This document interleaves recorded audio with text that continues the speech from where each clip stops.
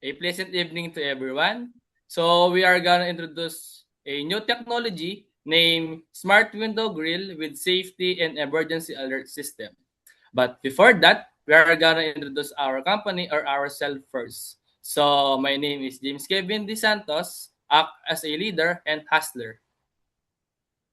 My name is Alden Pitayag, and my role is hipster.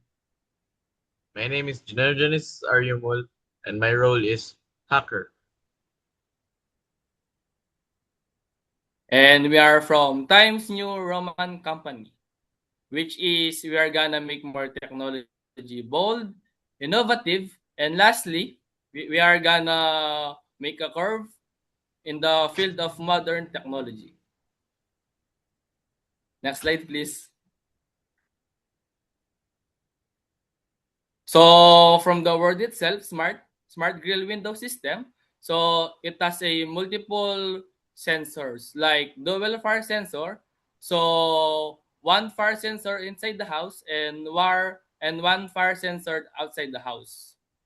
So it can trigger an automated fire exit, and it also has an high quality vibration sensors for anti-theft. It also has an UV monitoring system to prevent damages from your interiors, furniture, or plants inside your houses. So prevention is better than cure. And it also has a solar powered hybrid system that provides 100% availability even the local source of power has been shut down. So next slide please. So, what are the strengths and weaknesses of our product? Firstly, the strengths.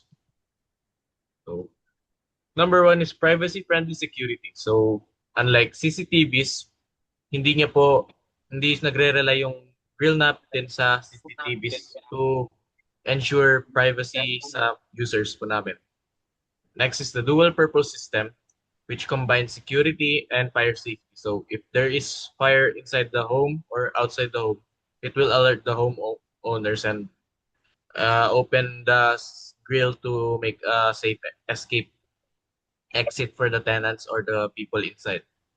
Smart vibration detection na nakakapag-identify siya if may nagtatamper po or may pumapasok na po sa grill or sinisira yung grill. And next is the automatic emergency response, which opens the grill kapag may sunog po sa loob, providing safe passage or safe exit for the people inside the house. Mobile integration.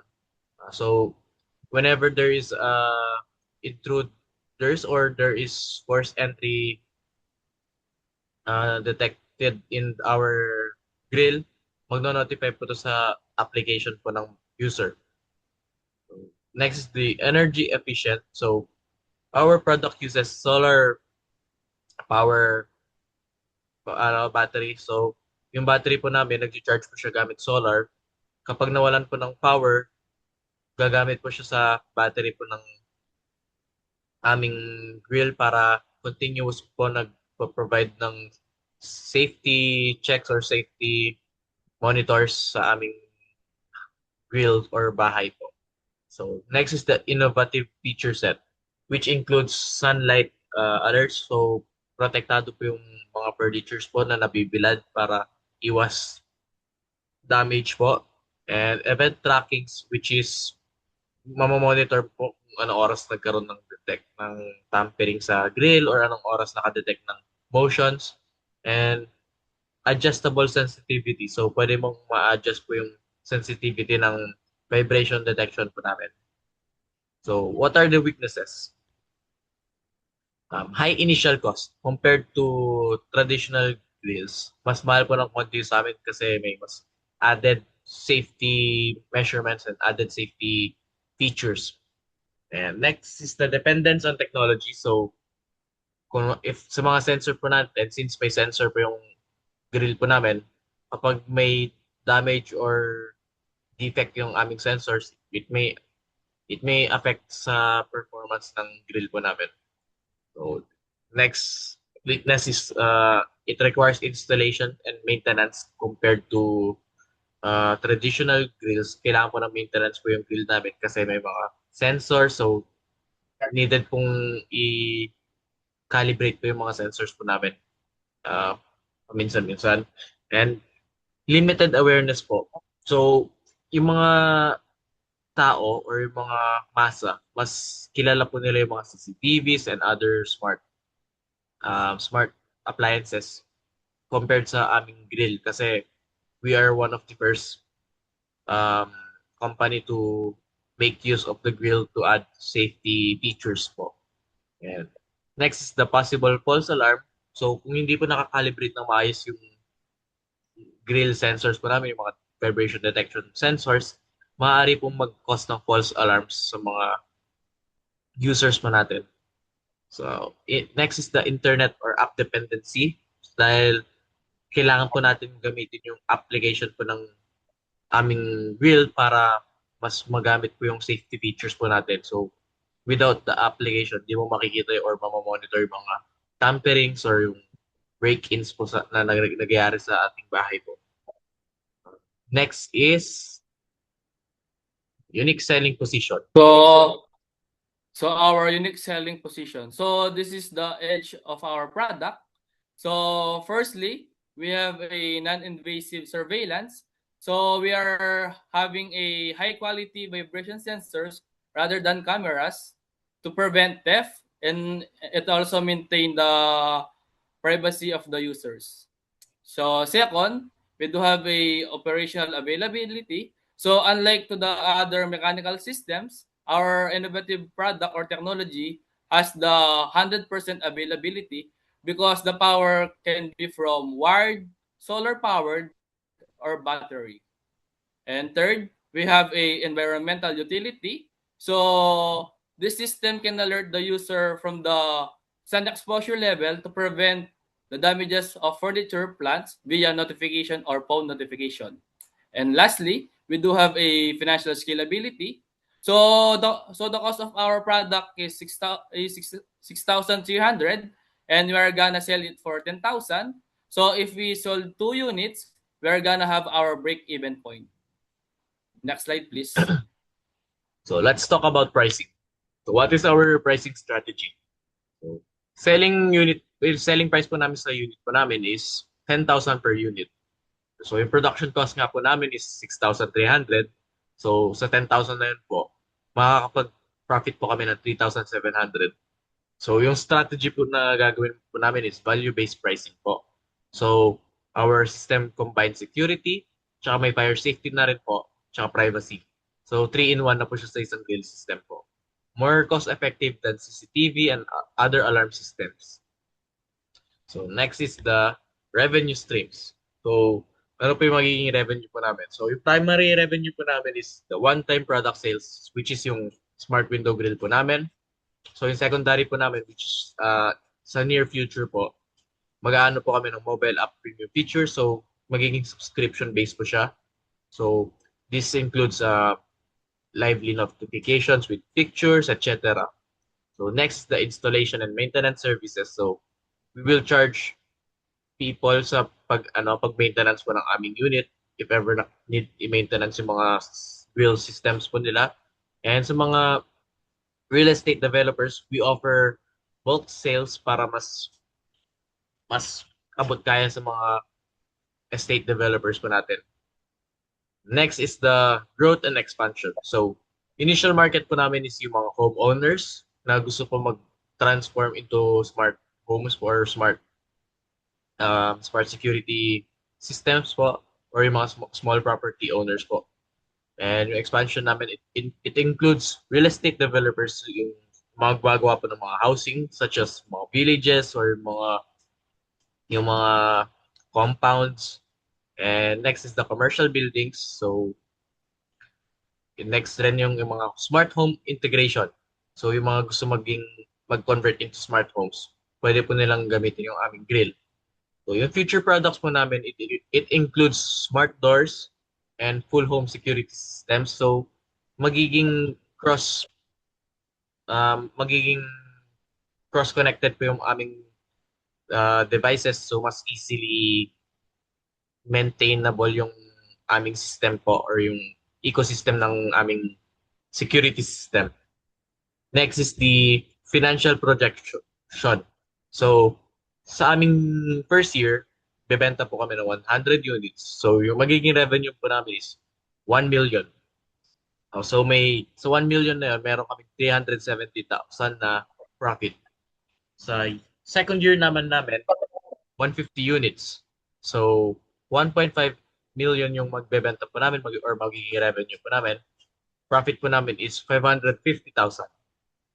Next is the third year. So, bebenta po kami ng 230 units. Magiging revenue po namin, 2.3 million. So, ano po yung magiging profit namin is 851,000 po yung magiging profit. So, as you can see, sa projection po namin, nagre-reflect po to ng steady growth tsaka increasing demand sa market po namin. Next is the investment estimate. So, sa production namin, sa estimate po namin price sa produce ng 100 units is around 630,000.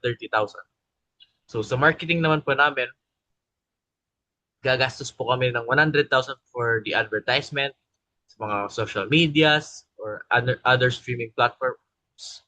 So, at saka sa distribution naman po natin, magagastos po tayo ng around 70,000 sa mga pag-deliver sa mga iba-ibang lugar po. And total investment po namin is around 800,000 po. Next is the pricing strategy. So, sa year 1 po namin, makakita po kayo ng 300 to 370,000 na profit. So, sa project po namin, nag-expect po kami makapag-generate ng 37 to 46% na ROI or return of investment within the first year. So, dito pa lang po nag-i-indicate ito ng strong profit or strong profitability po. So, returns, nag-expect po kami na returns to improve further production scales po sa aming product at operational efficiency. Next is the demonstration. So, in our demonstration, we have the why na nag-explain kung ano yung magiging purpose or anong problema na sinasolve gamit ang aming product.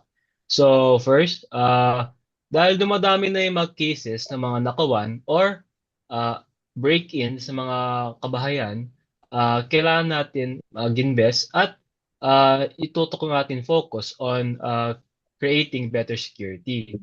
So, traditional grills. So, in terms of comparing with traditional window grills, is they're only provide physical protection, and they don't have a alert system. So, in comparison with other alert systems like CCTV, they're much more pricey, and they have privacy issues that they sometimes encounter. So, compare sa aming mga grills, a traditional window grill only provides physical protection. Alert systems like CCTVs only have the alert system, but they don't provide physical protection. So with our smart window grill, we combine those two weaknesses and try to solve them the best way. So, isa pa, traditional window grills is delikado kapag may sunog sa isang bahay. Wala silang emergency exit. While our smart window grill provides that feature. So, kailangan natin ang smart, safe, at privacy-friendly na solution. Next slide, please. So, parating dito sa how tinatakol natin ang process o paano ito nag-ooperate o nag-work. So, gumagamit siya ng system na may vibration sensor na nagde-detect lang kakaibang galaw or puwersa sa grill.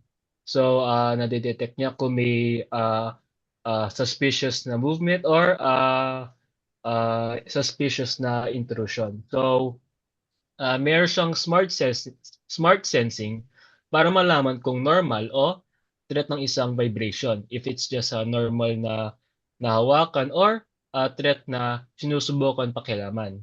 So, kapag may danger, nag-activate siya ng alarm at nagpapadala siya ng notification sa home user. So, may two-way fire sensor siya. So, automatic, nagbubukas ang grill kapag may nasisense siyang sunog sa loob ng bahay. At nag-alert din siya ng fire kapag, nag-alert din siya ng notification kapag may nasisense siyang fire sa labas ng bahay. So, pwede rin control gamit sa mobile app. And meron din siyang solar panel na backup na kinukuhanan ng power. So, even in the case of na brownout, is hindi na sa-sacrifice or nawawala yung mga smart features ng aming smart window grill. Next slide, please. So, parating sa what, ni-explain natin kung ano yung magiging output at mga benefits ng aming product. So, nagbibigay ito ng real-time alerts para sa mga security. Tapos, meron siyang safe na exit during fire emergencies.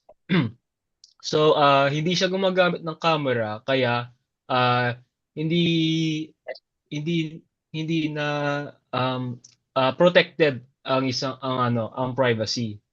So, madali rin siya, user-friendly siya dahil sa aming UI sa mobile control, and all-in-one na siya sa mga features niya. So, in security, safety, at monitoring. So, overall, ang aming product ay nagbibigay ito ng peace of mind at mas nagiging ligtas ang isang kabayan in preventing and escaping from danger.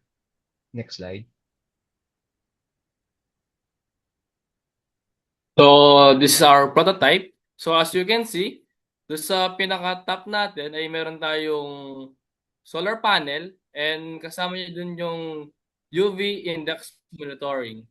Then, dun sa left side naman is nandun yung mga fire sensor natin. So, yung isang sensor natin is nasa loob ng bahay, tapos yung isa naman is nasa labas ng bahay. Then, dun sa pinaka-ilalim naman ng prototype natin is nandun yung manual reset control. Then, dun sa pinaka-right bottom ng prototype natin is nandun yung power management na pwede siyang wired and the battery. Next slide, please. And yun lang po. Thank you sa attention niyo po. Thank you po. Thank you po.